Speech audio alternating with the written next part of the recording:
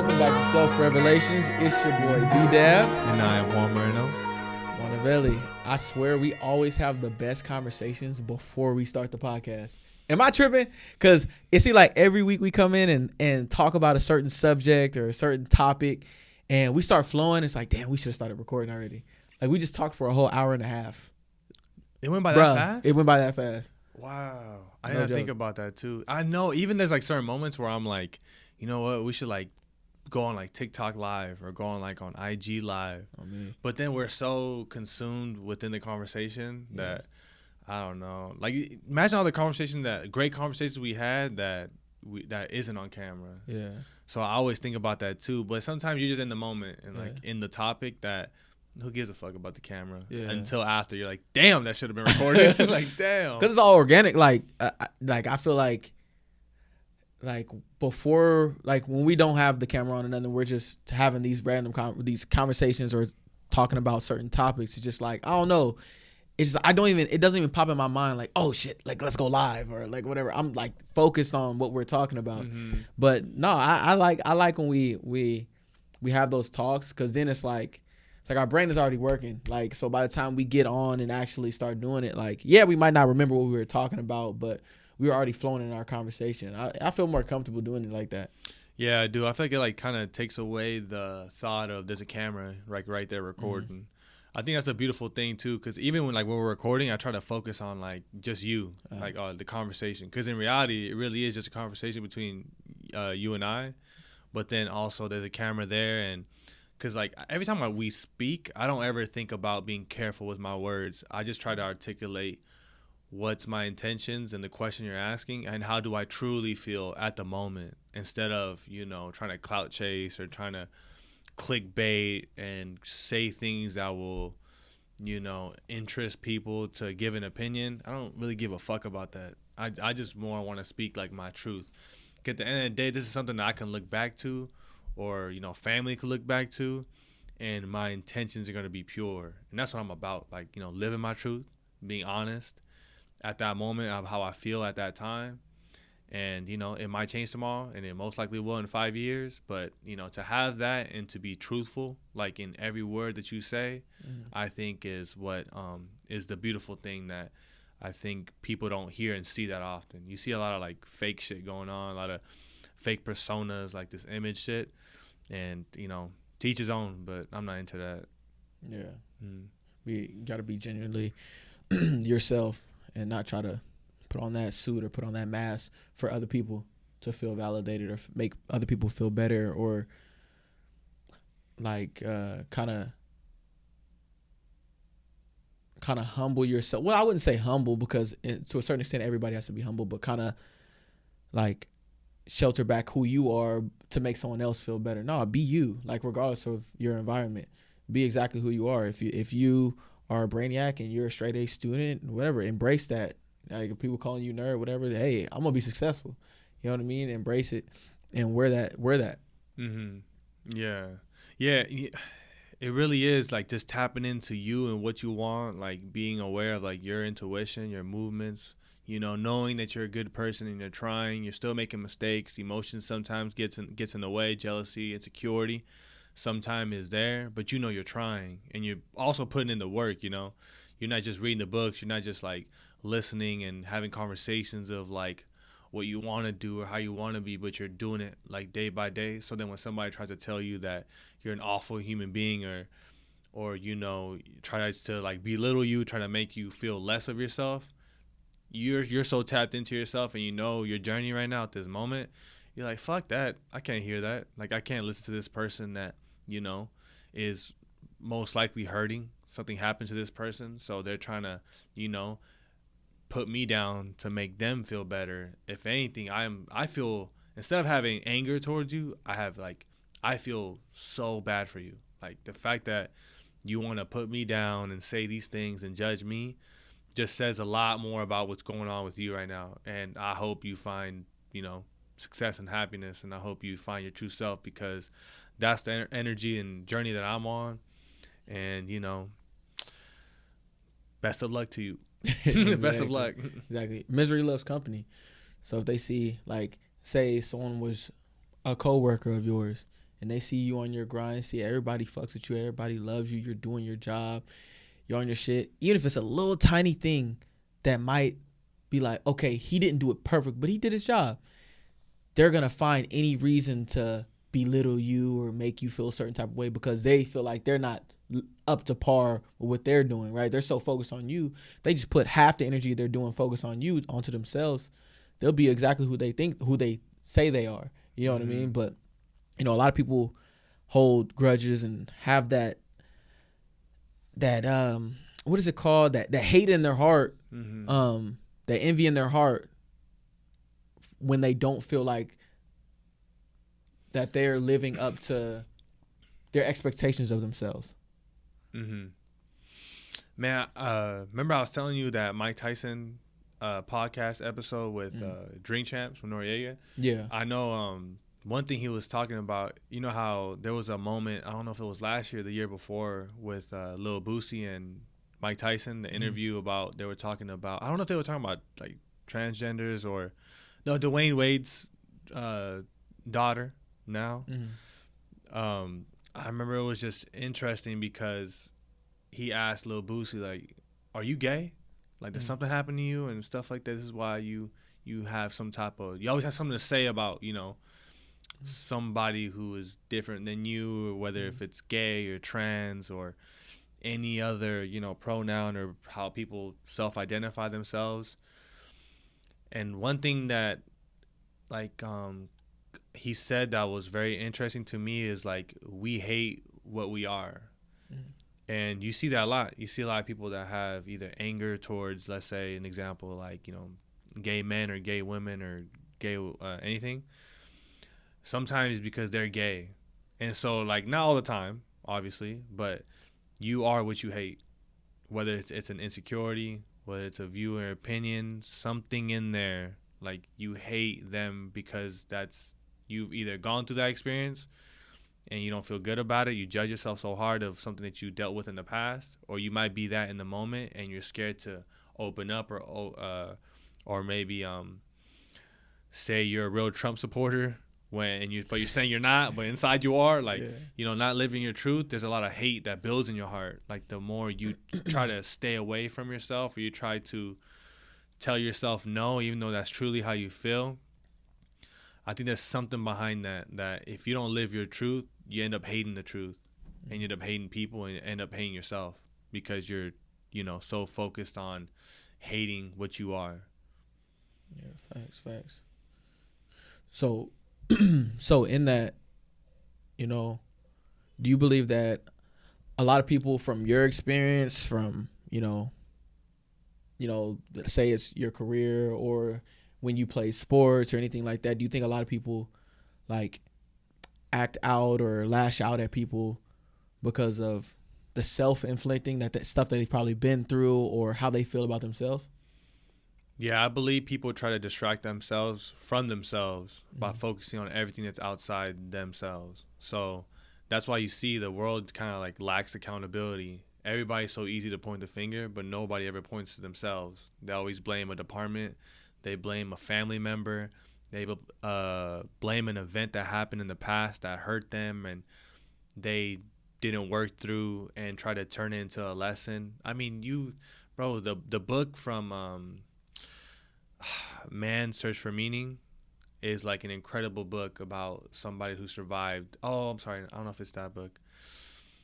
I think it is Man's Search for Meaning, where he survived the Holocaust and looked at the people and being there and going through, like, the pain and losing his family and seeing people suffer, die, being used as, you know, projects and experimenting on people, that he looked at the prison guards as prisoners instead of what they felt at the time, which were the majority of the Jewish people, was that they were the prisoners. He looked at the other people that were forced to do these things and they were, you know, told a way to live and think and treat people how they were treating people.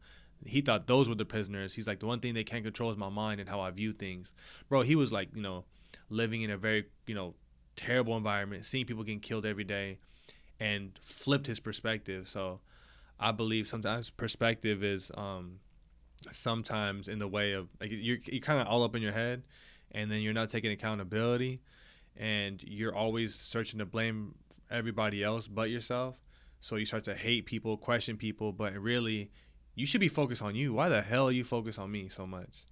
And you see that all the time with like people who are trying to achieve better, trying to, elevate themselves because they struggled already, or maybe they were raised with a great family and a great, foundation of, hey, stick to you, service others, be nice, be humble, love people.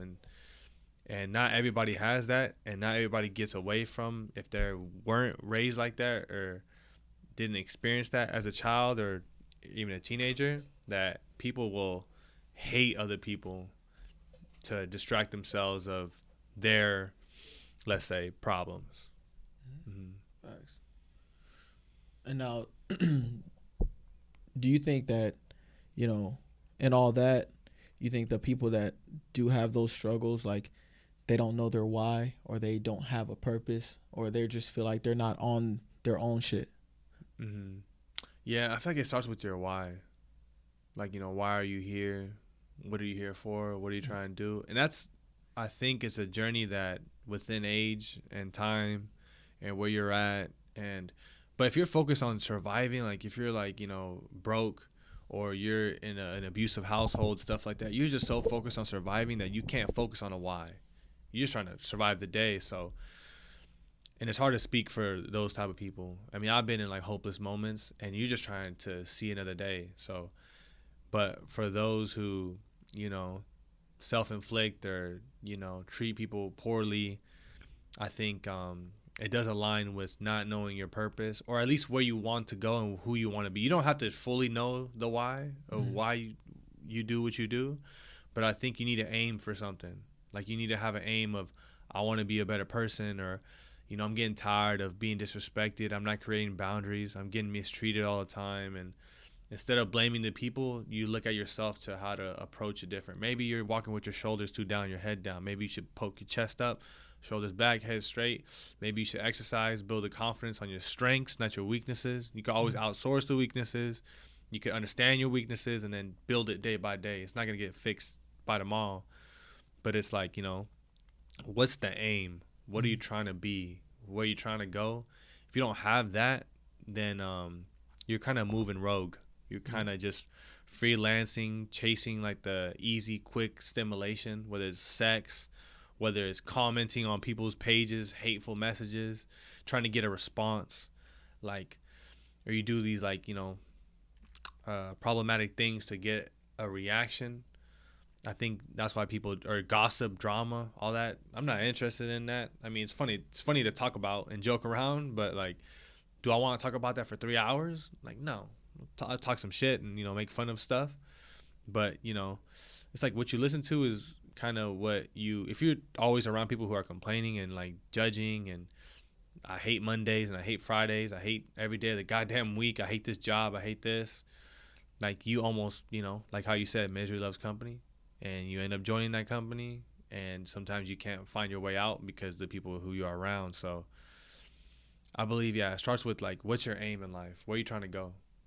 Yeah, facts. And what is your definition of why, and what is your why?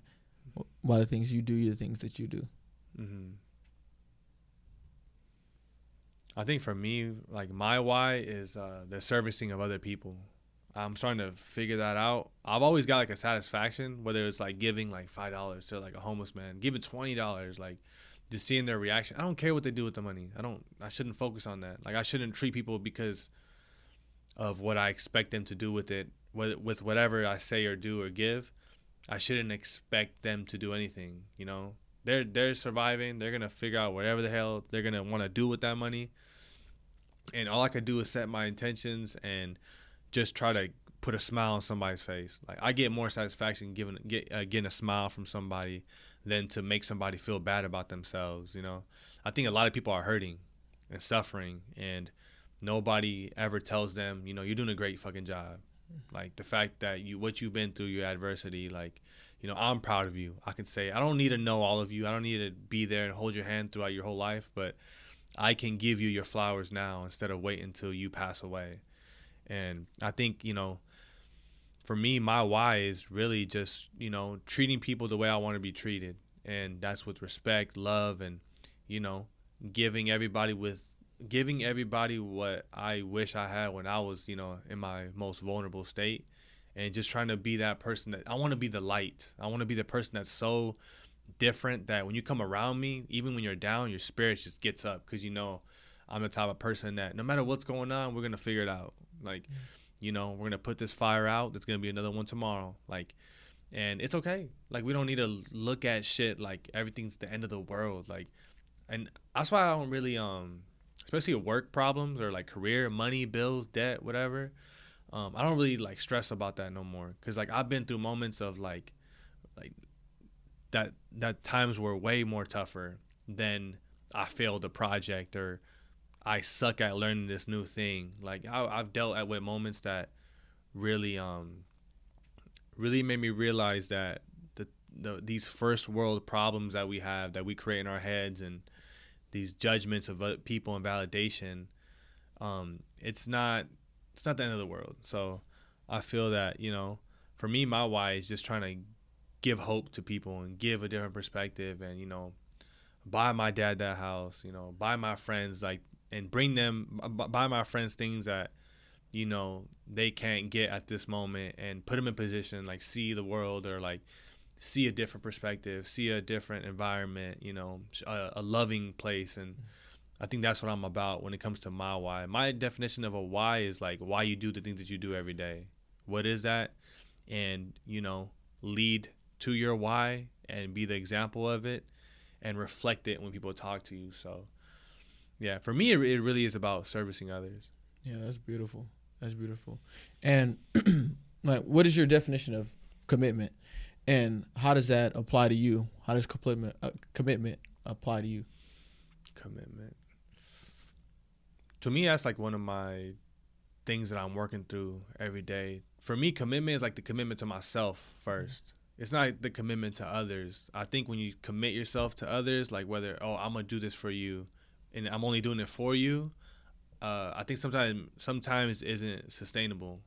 I think you have to have a higher reason, like a higher purpose of the commitment. So for me, I talk to you about this all the time too, especially as a man. Like, you're gonna have temptations. Like, you're gonna see another beautiful woman, or whether if you're a woman that's in a good relationship too, you're gonna be tempted at times too if you see another handsome man too. And when I think about me, like, the commitment of not cheating is very huge, because the commitment I'm making to myself, like, it's not about the other person at all. Like, of course you don't want to hurt the other person's feelings, and maybe make them feel a certain way, or make them feel less if you were to do something like that. But for me, it's like I'm making the commitment to myself to love me first, and make sure I'm living my truth and all the stuff that I talk about. And if I were to make a commitment of myself of a higher purpose of not cheating or doing something like that, that will then make it higher for me not to do it, because I know what it'll do for me psychologically, and I'm gonna hurt that person too, and I don't want to do that. Here I am trying to be a leader, and I'm talking about all this stuff, and yet I'm gonna do something like that. I wouldn't judge myself. People make mistakes and stuff like that, and I'm not even trying to like justify it, but that's the reason why I hold the commitment very, very strong. Whether a commitment to you have to have a higher reason for that commitment, a bigger picture, something that's more sustainable, that will make you commit to it more. Like TikTok, when you see those transformation videos, people got tired of this shit and committed to changing that feeling that they felt when they were overweight, or just didn't like the way they felt by looking in the mirror. Like, you make a huge commitment of like, I'm gonna change. Like, I'm tired of this. Like, the commitment has to be stronger than the times and the thoughts are gonna come to try to sway you off of it. So your commitment has to be of a higher purpose. Yeah. And being impeccable with your word, like you said, like someone wanting that transformation and being like, I'm tired of this shit. I'm going to get in the gym. I'm going to do this. I'm going to do that. Do you think being impeccable with your word and being a man or woman of your word holds a lot of weight in that? Mm-hmm. Yeah. Because I feel even for me too, that's why I like putting it up in the air, or like even talking to you about it. Because I struggle with like discipline, with like working out like consistently. So I'm like trying to figure out what the fuck do I need to do to just do it every day. And sometimes I feel like you try to expect like the perfect world, like you're gonna do it every day, and like it's not true. So I think for me, when it comes to being impeccable with your word and putting it in the world and letting other people hear it, I think you'll get to the point where you get tired of your own shit. That's why I like saying it to you, especially because you always tell me some shit like, you know, like you don't need much, you just need to fucking do it. And like it's like shit, yeah, he's right, but for some reason it's not hitting yet. Yeah. So, but the more I keep saying it and the more I keep not doing it, there's gonna be a moment where it just switches. And I just gotta try every day though. It's all your time. Everybody's timing for their fitness journey isn't gonna be the same. You know what I mean? It takes some people gaining 100 pounds to lose 180. You know what I mean? It might be something happens in their family. It might be a breakup, whatever it may be. But you know, you don't need much to get on it. You know, everything. You know, people have unlimited amount of excuses for why they're not on their shit or not taking care of their body. You know, when you tell me like, oh, bro, I just don't know what to do. I just don't know what to whoop. I'm like, no, I completely understand. Like, you know, not being in that, you know, State of mind or that perspective. Being in that perspective. Yeah, you could say being in that perspective or being in that environment because, you know, me coming from a football background, being around all these weight trainers, being around all these great minds, you know, going into the gym, I know what to do based off of like, you know, stuff I've been taught or stuff I've already done or programs I've already been through. So it's a different state of mind. Like, and I know if I wasn't to have any weights, I can have a full program in my head that I could do, you know, just to stay afloat. You know what I mean? So I know when it pertains to you, I was like, I know it's only a matter of time because I've seen you work before. I've seen you work out. I've seen like how you work out and your mentality about doing the work, like just the planks alone, right? Let's just say, you know, when we were working out, you doing planks. You weren't looking at the timer and you didn't care about the time. You were doing it until you got tired. So that's a whole nother beast, a whole nother side of the fitness and driving for that. But you know, I know sooner or later you're gonna catch ground. You know what I mean? I'll shoot you as much game as I have for myself. I'm still learning myself, but you know, all it takes is that first step. Yeah, because I have like the thing in my head, like, and that might be true, right? Like, oh, I need structure. I need some type of training program. I need this, but it's always gonna need something. So for me, it's like, you know, if I feel I need structure, all right, let me get the structure, get the training program. Let me do the training program. If I'm not consistent with that, I gotta reflect. What is it really? Am I really trying to aim for something? Am I doing this for a look? Am I doing this for, you know, a psychological boost or a confidence booster? It's like you have to really dig deep. That's why I say your purpose has to be high in what you're doing, or else you won't be consistent. Exactly. And so, you know, I know with anything you really pursue, you're going to have adversity. You're going to have stuff, you know, that's going to hold you back from doing what you want to be. How has adversity, you know, affected you in pursuing, you know, trying to be like the person that you are today, whether if it's, you know, pursuing stuff in at your job or physically or mentally? How has adversity helped you and harmed you? When I think about adversity, I think about the times that, like, when I was like struggling, or like there was like obstacles in the way, whether it was my thoughts, my perspective, or whether it was an outside event that's, you know, causing me to maybe sway and maybe doubt myself. I think with adversity, it really helped me also, you know, kind of look at some of the things that would basically it would push you. Like, it would put. That's why I think adversity is absolutely needed. Like, you need to struggle, especially with like self growth or a career, a position in a job or on the field, sports. I think you need adversity for you to then get that extra push. Like, you need to have a reason to keep going. So I think adversity taught me that no matter what you're going through, I think every single adversity you go through, it's like a confidence builder. Like with adversity comes confidence, because then you made it through that storm. And if you never dealt with the storm before, and you have this like false bravado, this false confidence, when that storm hits, you're gonna cave and break down. So I think you need to embrace adversity, whether it's becoming a new learner in something that you've never done before, whether if it's golf, boxing, jiu-jitsu, a position, at a work environment, on the field, in sports, family, being the leader. I think there's gonna be adversity, but it's necessary adversity. Like, I like to now look at things like a beautiful struggle, kind of like what Mozzie said, like his album too. I think I don't know if it was an album or a song, but I just really I do relate to that. It's a beautiful struggle. It's your perspective on it. Like, even at the times in adversity, I weirdly enjoyed it. The last 5-10 years of like reflecting and changing my perspective, I embrace it. Even though I might feel shitty, and I am feeling all the emotions, the anxiousness, the sweaty palms, the headaches, my stomach turning because I'm nervous. Like, I go through every single emotion, and I love it.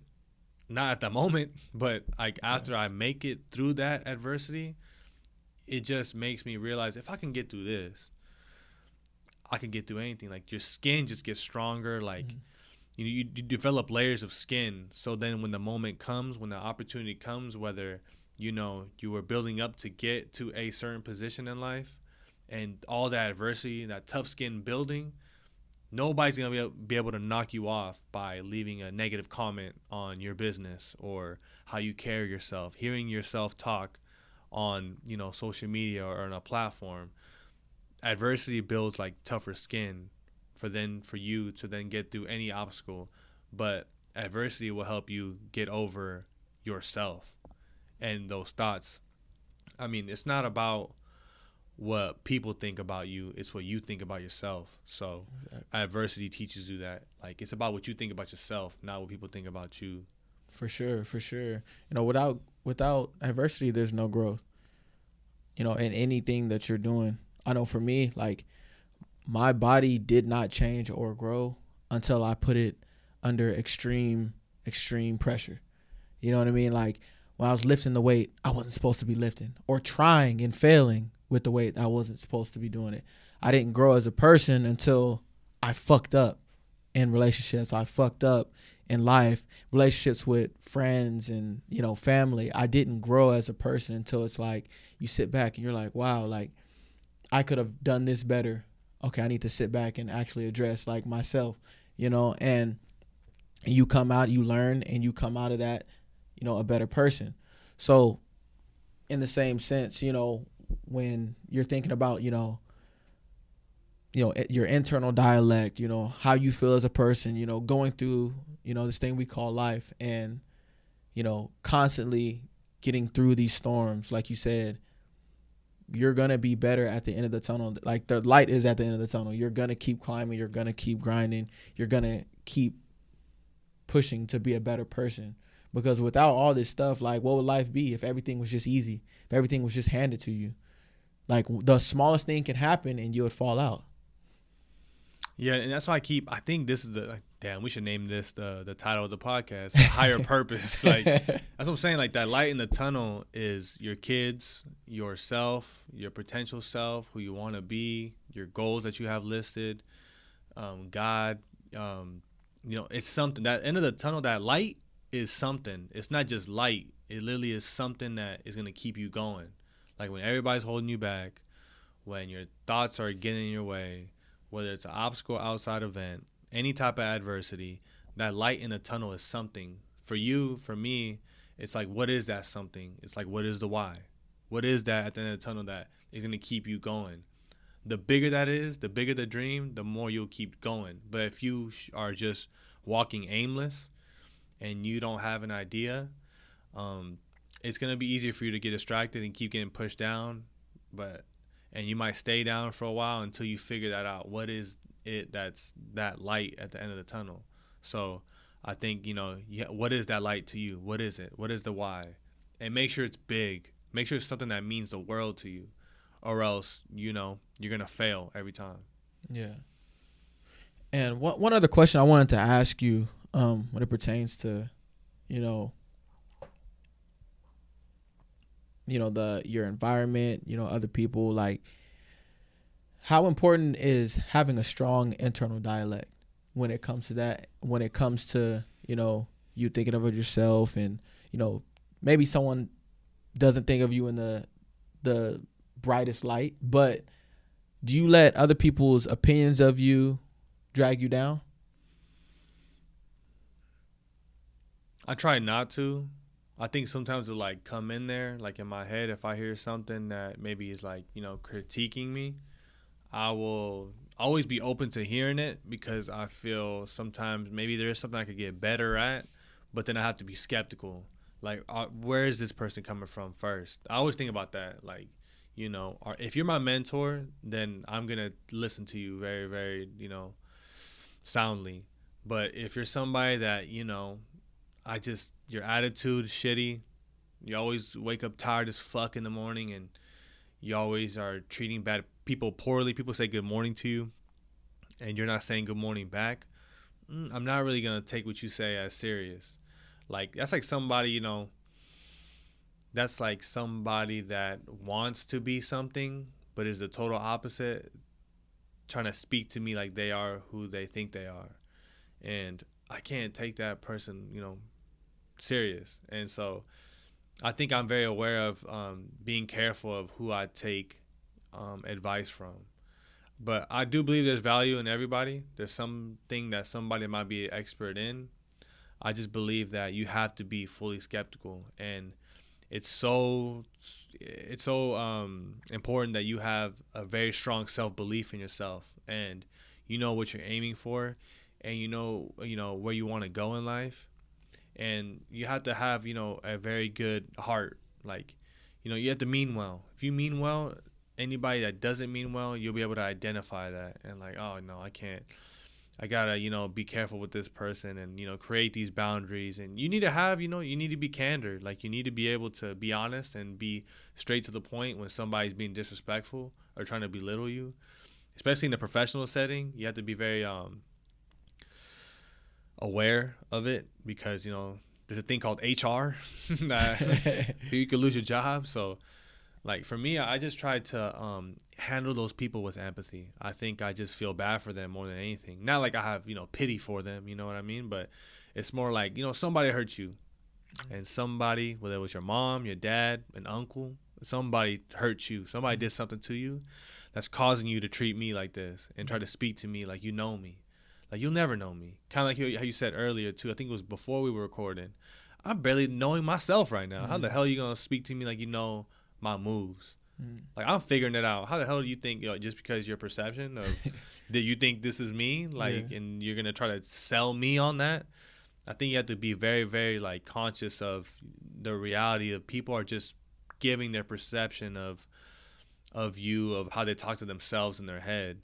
And you have to, and that's why we talked about, I think the beginning episodes, like the foundation. Like, who are you? Why do you do what you do? What is your why? What means the most to you? Who do you want to be? Like, you need to have those questions. I think you should have like a list of questions, and you need to be able to answer them. And if not, work on answering them. It doesn't have, you don't have to figure it out in a day, a year, maybe 5 years. Like, I think, what is your why? What is your intentions? What do you think you're here for? What do you want to reflect in others? I think a great question, too, that I live by is like, what do you want people to say at your funeral, and live it and build it? If you don't have those things, or you don't have an idea of just kind of like those type of questions to yourself, and you can answer, you can look in the mirror and literally see who you are and who you want to be, you're going to be, what's the words? How's accessible? You're going to be accessible to people that don't mean well, that's going to, poison your head. And that's why it's so important to, have that, internal dialect, by having that full self-belief of like who you are. But then I think about you. You always, I see a reference internal dialect. What is that to you? So internal dialect for me is exactly who you think you are. Mm. So me, regardless of whatever situation I was in, nobody could tell me who I was or who I was to, who I am or how much value I have, because in my head I know where I am, I know where I want to be, and I know how I'm going to get there. So, how we talked about a little bit about in the other podcast, um, you know, the NFL situation. I know where I want to be. I know the steps I'm going to take. I have a plan, and I'm going to get there. And it's a matter of not how, but when. You know what I mean? Because I know I'm going to get there. I know I'm going to speak it into existence. So someone can't tell me oh, like you're trash or whatever it may be, or you're not a good person or whatever. It could be a list of things, but as long as when I go to bed at night, when I go with my family, when I have my kids and my family, I sleep well at night. I've achieved a great amount of my goals that I've set for myself. From when I was 7 years old to now. So no one can tell me, or try to break my foundation. Mm. Yeah, that's perfectly well said too. I think about that. It's like the struggles of trying to be a better person is a beautiful struggle and a beautiful journey, and you're gonna be tested throughout the whole time. Whether it's your patience, the way your message is getting across, the things people say about you, the little gaslighting people try to do to get a reaction from you. Like, you have to really tap into, like, who do you want to be, and educating yourself, but being practical too. You see that a lot too. People have like a lot of shit to say, like, I want to be this, I want to be that, like, manifesting it with words, but it's like you're not doing no actions though. Mm-hmm. It's like, how do you expect to be this person that you're talking about and who you want to be, and you're saying you're this and you're that, but then your actions ain't showing it. So, Man. and so for me, it hurts me the most, because I'm just like, man, like, I can't take you serious. Like, you're not, living your truth. You're trying to like put this like false image, and it's hurting you more than it is making you feel better about yourself by faking it. Like, I was talking to my lady about this too, like the fake it till you make it thing. Like, and we had like different views on it. Everybody perceives everything different, right? And we're not always gonna agree on everything. But now this is a thought I'm working through, so it's gonna be like kind of like rough. But like when I think about fake it till you make it, I did that. Like, I did fake it till I make it. And what I mean by that, I mean that I was insecure. I wasn't really feeling the best about myself. Like, people would give me compliments of like my looks and stuff like that, but inside I felt ugly. Like, my mind, the way I would think about things, I wasn't very confident in myself. So then, me being aware of that, I started to then, YouTube, like, because I'll be depressed a lot, like every few months, like, or just not even it's not like a time frame, but like a thought will come in and boom, I'm already down that hole. And I remember just YouTubing like, oh, how to gain more confidence. And they'll be like, well, starts with your walking. Like, back straight, chest up, head up, never look down when you're walking through any neighborhood, any club or any bar. You make eye contact, say hello, firm handshake. And it started with that. And then it's like, okay, focus on your breathing. Focus on that lizard brain that you have that will cause you to overreact and be emotional. You know what I mean? They like to call it like the monkey mind too. Like, you're just so emotional or violent or whatever it is that causes you to, not be logical, causes you to be irrational. I would then research like how to hold a long conversation instead of a small talk, how to, build different ways to build confidence. Like, I think about and I would be practicing this, and that's why I say fake it till you make it.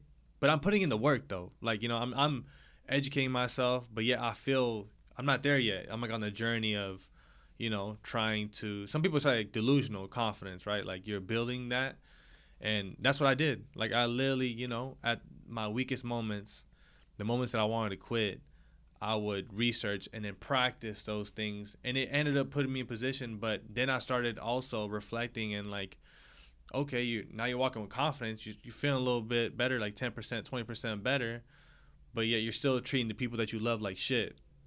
You're still out here, doing things behind people's back. You're not being honest. Why are you lying about something like this when you could be honest about it? I'll start reflecting on that now, and I'm like, oh shit, I got a lot to work on. So then I'll start working on that. Like what you see now is not what was 15 years ago. You know what I mean? Like there's a lot of insecurity. I was a super insecure guy, like about myself, the way I looked, the way I talked, my laugh. And because other people would make me like, self-conscious about my laugh. Like there's moments where people say I laugh like a girl. Yeah, I remember somebody's dad told me that. A grown ass man, and I was like 12. And I just remember it just stuck with me. And I would fake a laugh. Like I would laugh a certain weird way that wasn't true to my natural laugh. Yeah, so and I just remember doing that, and I remember how much it just stuck with me. And I just thought about that. I'm like, first off, why the fuck should I care about what this guy says about my laugh? This guy's, I don't want to say that. This guy is, not in the best situation. I could tell, mentally and physically, not healthy, and just the way he carries himself. So it's like, why would I take that, so personal coming from this guy who's hurt, And so I started to reflect on those things and started working on it, practicing, but then rewiring my whole brain. And so, I put in the work at the moments where I didn't have the confidence, but I projected the confidence and then built it. So, because I never had it. I never was shown how to do it. I didn't have I wasn't a very religious person. I didn't have a religious family. I mean, you know how people will like, you have family that are so, they say they're Catholic, or they say they're this, or they say they're this religion, but then will fake it like they're fully 100% the ideal idol model of that religion. Mm-hmm. And so I'll see that, and that's why I wouldn't respect it, because I'm like, you're saying that, like you believe this and you're this person and you're in this religion, but you're doing all this stuff that religion says not to do. Yeah. But if you were to be honest about it, like, and this is my religion, I try my best, but I like to drink alcohol. That's just what I like to do. And I don't try to judge myself. I ask God for his forgiveness, and I respect that.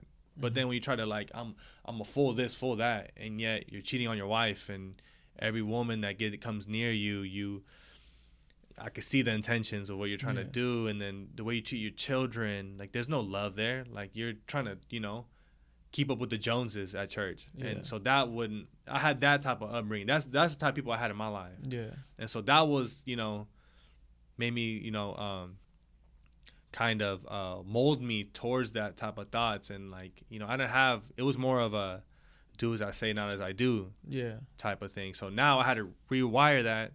And, that's what you see now. Like I had to, create myself. Yeah, and separate myself. I'm sorry, that was a lot, but yeah. I got pretty deep there. Damn. Yeah, you're good. Damn. No, and I definitely see where you're coming from, because someone like me, I grew up Jehovah's Witness, and my mom, was in the truth, my dad wasn't, but both of my parents, like, they had a good foundation of who they were. They were good people. You know what I mean? Like, regardless of like, them splitting up and stuff like that, like, they all had that good spirit in them. So I had a good foundation of seeing like how they move and how they treat people, and how they treat family and stuff like that. And it was good to see, considering, a lot of people that look like me might not have their father, might not have their mother, might not have a stable foundation of where they grow up. They might have grew up with their cousins, you know what I mean? And, my parents, doing everything they did for me and my brothers and sisters, and sticking through, the hard times, and generally showing us like how to do things. Cause, my parents, both of them, even though my dad wasn't in the truth, like he treated people and lived based off the Bible. You know what I mean? Like, he was a humble dude, definitely never, his intentions was never to hurt anybody. He, genuinely was trying to take care of his family and work towards having a better life for us and, my nieces and nephews. And, my mom, she's always been that rock of the family. She's always been the one to take in all of, all of the negativity and all of the bashing or whatever it may be, and still make a positive out of negatives. So, looking back and seeing them and having that foundation, and, it helped me when I wasn't the best person, kind of sit back and be like, damn, why am I acting like this when I got a mama and daddy to keep me straight? I got examples and role models to go talk to. You know what I mean? Like, and that what kept me mellow, kept me down to earth. And, it was easy to look at my dad and be like, man, I see how he's treating people at the store. He's polite, he's well mannered, he's reading his Bible and living by it. You know what I mean? Like, he's living through the stuff that he's learning. He's applying it to his life. So that's what it just drew me even more towards like faith and, reading the Bible and getting my meaning out of it. You know what I mean? Like, someone can read a book and tell you what they think about it, but until you read it yourself, that's when you really start to really regurgitate what you're reading and apply it. So for me, seeing all them and doing stuff on my own, searching for God on my own, praying for things and working through my prayers, I've been able to accomplish everything through God. I feel like everything that I've got, I've said this the last podcast, everything that I have is from him. I pray for it and I work towards it. I bust my ass to get it. I don't just, prayer without works is dead. So like, for everyone that's just praying and being like, damn, I didn't get the car I needed. Damn, I didn't get the house that I wanted. It's like, did you really need it or did you want it? You feel what I'm saying? So, everything I set out for myself, you know what I mean? Like throughout the years, like I've got it, and I've went through a great deal of obstacles to get there. So that foundation and, working through, those emotions and having these role models and, applying the Bible to my life has done wonders. It's 100% has to do with my success. Yeah, I think about that too. What you were talking about, it's like when you're a child or even like adolescence, and you see like the examples of like your dad saying hello and how you doing, like great, like opening the door for the lady or opening the door for the man, and his kids walking through. Like when you see that, like it kind of builds in your head like it's a normal thing, like to do that. And I think about that, like how powerful that is to like lead by example and to stay consistent to like who you are and treat people like well.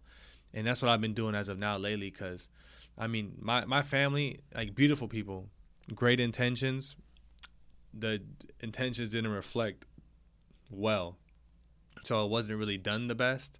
They were doing it the way that maybe they were taught from their family. But then, I'll see a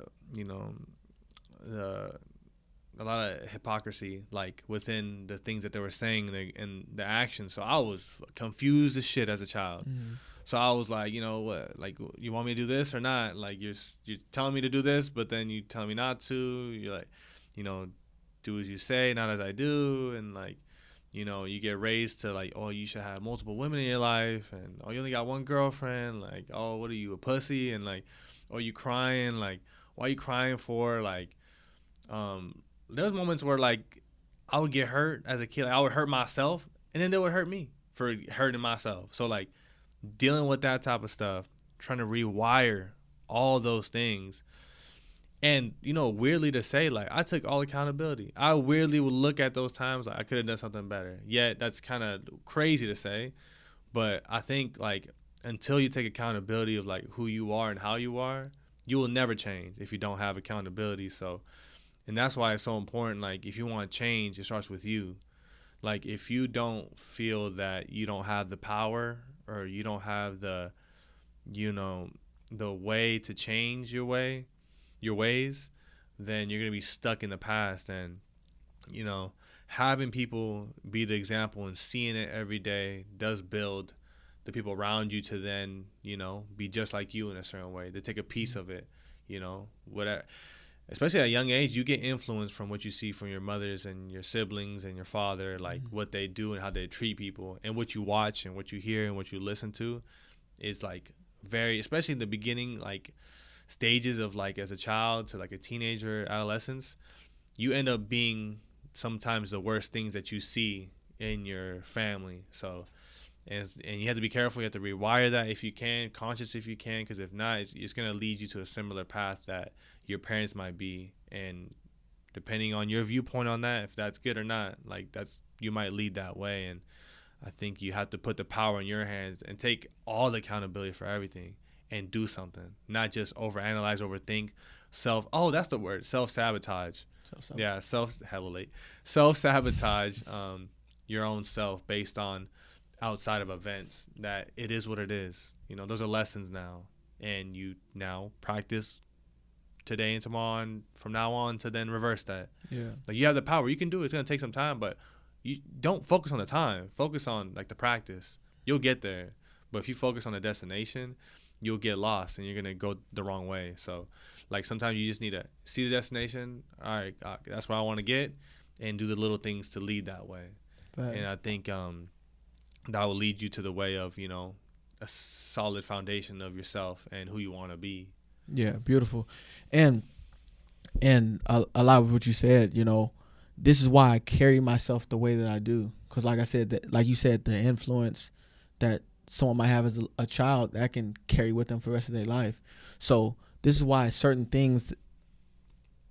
ways that I carry myself and certain things that I do, I know that there's a whole bunch of nieces and nephews that are watching me. I have 19 nieces and nephews that are watching, that watch every move I do. You know what I mean? Like, whether they have me on social media or they live in the house with us. And I could be the worst human being ever known to man. They're going to see that and remember that, because they're at these young ages where, that it could harm or help them. Mm-hmm. So I try to do everything in my power, like, playing for the Panthers. That's going to be them coming to the games and seeing me hit people, get interceptions, mm-hmm. touchdowns, whatever it may be. Like, that's going to stick with them for the rest of their life, mm-hmm. regardless of what path they decide to go, and they're going to have that model of like, oh, my uncle went to college. He played ball. He did things the right way. He, he wasn't disrespectful and, doing things to agitate us or agitate my grandma. He was coming, he was doing yard work, he was cleaning out the house. Every time I seen him, he was doing something on the lines of helping, whether if it's, he was there doing yard work, housework, cleaning inside the house, helping grandma out, and they're naturally gonna gravitate towards that. Whether if they do or they don't, it's their choice, but they have that example. It's easier to go down the wrong path if you don't have an example. Like how you brought out when, people were saying, oh yeah, do as I say, not as I do. But I'm watching what you're doing. Like you're cheating on my auntie, or you're cheating on my dad, you're cheating on my mom, like whatever it may be. Like kids, when they see your actions, they take that far more serious. Mm-hmm. You can talk about being the best person in the world, but if your actions aren't backing it up, those kids are going to call you out on your bullshit. Mm-hmm. So through your actions, you want to motivate and inspire them to be the best person that they can be in their future, because the sky's the limit. I like that. I like that. And that's very true too. It's like I do like that. It's like it's not about what people think about you. It's what you think about yourself. Mm-hmm. So start with yourself. Hold yourself accountable, like, for everything. Don't blame nobody. Like, I don't want to hear that shit. That's the one thing that I try to be the best person I can be and try to have empathy. The one thing I just cannot tolerate is excuses. That shit triggers me. I don't care who you are. Like, I don't care. Like, it's an excuse. I mean, there's times where I might, think I'm justifying an action for not doing it. But 5 minutes later, I'm like, it's a fucking excuse. Like, you need to work on your time management. There's not enough hours in a day. Like, nah, it's 24 hours. You can do something, though. Yeah, you can do something. And, like, that's one thing I'm working through is, like, because there's a lot of shit I want to do, and I do a lot of things, too. But it's, like, I want to do more. So it's, like, I have to, find a way. It's not, I don't have enough hours in a day. It's just you're not, strategizing effectively. So. Thanks. And, and that's, you have to have that crazy accountability on yourself to then see change. Because if you, like, are relying on somebody else, whether it's your partner or a person, place, or thing or event, I think you're never gonna make that change, and you have to hold yourself accountable. And man, I had another thought, but okay, I'll share it. But I always think of it's so off topic, but I don't know why I just thought about it. You're good, bro. I think about when it comes to like relationships, whether it's like your relationship with your woman or your man, or anything, that sometimes you feel that you're looking for them to hold you accountable, and sometimes you forget it starts with you. And when you're in the relationship with a person, you guys are two individual people having a shared experience with each other. You do not own her, he do not own you. And you see the trouble in relationships by thinking that you own each other, or that you're entitled to things. Like, you should obviously share some of the things that you don't want in a relationship, but then at the same time, they're going to do whatever they want to do at the end of the day. If they have love for you and they're willing to work with you, then they will sacrifice these little things in order to make it work. And you shouldn't have an expectation in a relationship. You shouldn't be going through each other's phone. You shouldn't be having to set a location based off of an insecurity, unless you want to make sure that person's safe. That's different. Like, what are your intentions? Are you there to make that person grow? Is it just a sex? Is it just a need of wanting to be with somebody? Or, is it a higher purpose to then build, this person can make you better, like can make you better, make you a better person. And I think sometimes in relationships, any type of relationships, you try to forget that that's a person at the end of the day, that you don't own them, and enjoy the moment, speak your truths and try to put you guys in the best position to grow in life and cherish life and be in the moment, instead of moving in insecurity. And that's so easy for me to say now, but there were times where I was, super insecure. I should check the cell phone, She'll turn around and I'll look in the phone and I'll try to find something damn near, or, hey, where you been? And then but then again, it was like a reflection. I was getting the same thing back too. Like, Exactly. Relationship built off like insecurity. It don't matter how good looking you are, you might have some insecurities. Yeah. And everybody has it. I mean, I still have insecurities, I think. I feel like I'm a very secure guy. But there'll be times I'll have maybe a thought, but I'll work through it now. So it's gotten more quieter, I'll work through it. I remind myself that I don't own the person. If the person's gonna do whatever, they're gonna do it. I don't. What am I gonna waste time focusing on what they're doing? I need to focus on what the fuck I'm doing, exactly. And where I'm trying to go. And so I just try to tunnel vision, try to eliminate, maybe accepting too much of the energy of the other person that affects me in the way I talk to them. I might talk to them in a way of insecurity, or I'll talk to them to be like, why are you reacting like this to this? It's not even a big deal. But to that person, it might mean a big deal. So I think, sorry, it's a little rant, but I was thinking about it like a couple of days. It's kind of more like you have to realize that you guys are having a shared experience. You guys don't own each other. You guys don't own each other. So cherish each other instead, and try to make yourself both be better. If you're not both making each other better, then what the fuck you doing? Yeah. Facts. Excuse my language. No, that's 100% facts, bro. And I've been there too. You were talking about like times of insecurity, the checking the phone location, all that. Like, bro, trust me, I've been there. But I seen this video where the dude was basically saying like the time that you shouldn't be invested 100% of your time, 100% of your energy into one person. You should be investing into yourself too, because like you said, you guys are two separate people enjoying an experience, right? So put the time into yourself. Find out what you need to work on and work on that. You could be getting better at the same time as she can be getting better, or he or she getting better. So find that balance in, obviously enjoying each other, but at the same time still improving yourself, because regardless if you were single or with them, you should be working on yourself to a certain extent. I think that's good. That's good. Yeah, that's good. Bet. Appreciate you guys. Thank you for tapping in with us, man. Like always, it's a pleasure. You know, me and my boy Wanavelli, you know, we're busting our tail over here to, you know, get you guys content. And, you know, we're growing on our IG, TikTok, and now we have a Twitter. Self Revelations Podcast. If you guys can go follow us, that would be greatly appreciated.